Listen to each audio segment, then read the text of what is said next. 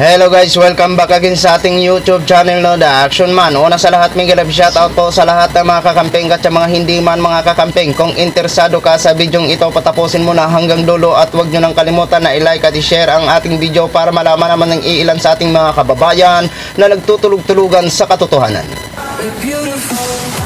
So muli naman nagbabalik ang nag-iisa nyong host na si The Action Man para magbigay ng komentaryo at reaction sa mga mainit ng issue ng bayan. So ito ho mga ka-action, mga kakamping, no, may gusto lang po ako na i-share sa inyo. Alam naman natin si dating Senador Antonio Trillanes ay porsigido na tutukan ang issue laban dito kay dating Pangulong Duterte ho mga ka-action. Siya ang nagpapalo up sa ICC, siya ang nagaano na para bang isa sa mga complainant ng ICC ho mga ka-action. Yan. Alam na alam ho natin kung gaano kapanganib ang ipinaglalaban ni Antonio Trillanes ho mga ka-action. Pero hindi po siya nakaligtas sa iilan sa atin na mga kakamping daw na nagbabatiko sa kanya kung bakit si Duterte lang daw ang kanyang pinupukusan mga ka-action. Ito po, may isa siyang post at pagpapaliwanag regarding sa nagpaparinig na kakamping daw mga ka-action kung bakit si Duterte lang ang kanyang tinututukan. So ito po ang sagot ni Trillanes ho mga ka-action. Basahin po natin. Ayan po ha. Sa kanya po itong Facebook. Okay, basahin na po natin mga ka-action.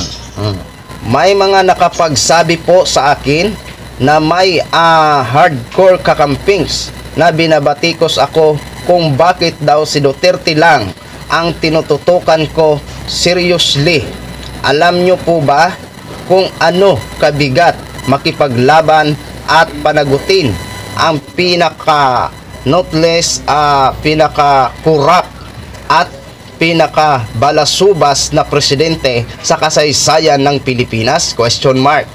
Hindi lang buhay ang nakataya rito, pati na rin ang kinabukasan ng ating bayan dahil buong pamilyang Duterte ang nakaambang muling gibain ang ating demokrasya at magnakaw sa kaban ng bayan. Simula 2003, kami sa Magdalo Group ay walang tigil sa pakikipaglaban sa mga tiwali para sa interes ng Pilipino.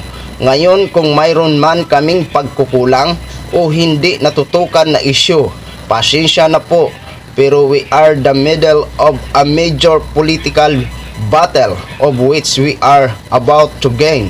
Ganito na lang, baka pwede nyo pong kalabitin naman yung ibang leader dyan at baka may bakante silang oras para itulak yung mga importanteng advocacy nyo.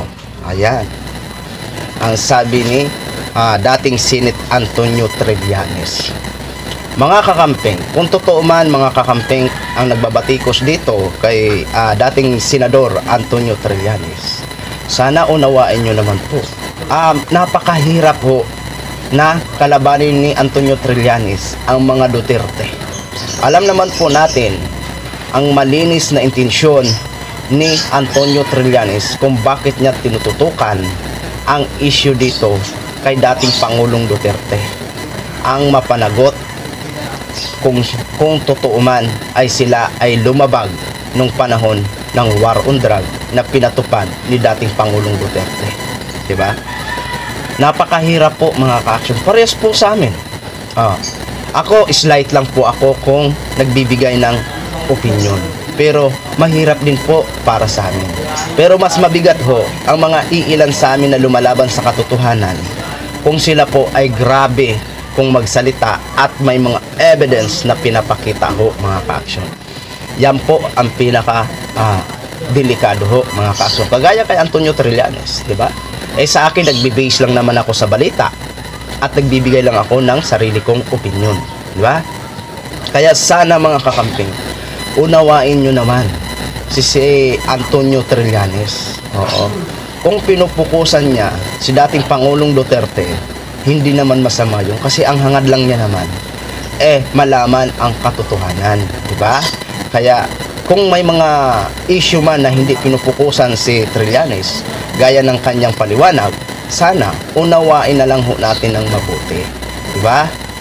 Yan naman ang hangad natin, ang mapanagot ang mga taong lumabag sa batas nung panahon na pinatupad ang war on drugs. Diba?